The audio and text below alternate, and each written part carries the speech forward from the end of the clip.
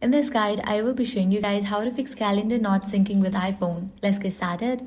First up, check iCloud calendar sync. For that, launch settings. At the very top, you're gonna find your Apple ID. Click on that.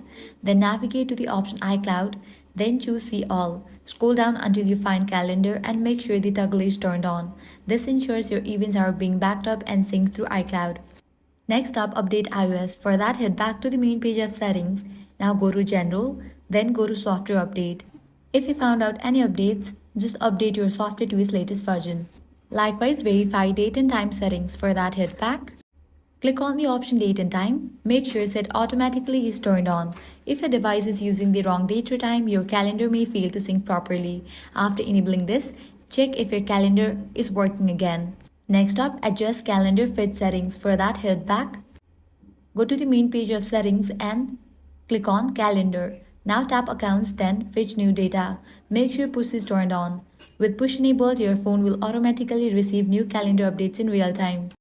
And that's it. With these fixes, you'll be good to go. Your problem will be resolved. At the end, if this guide helped you out, do not forget to like, share, and subscribe.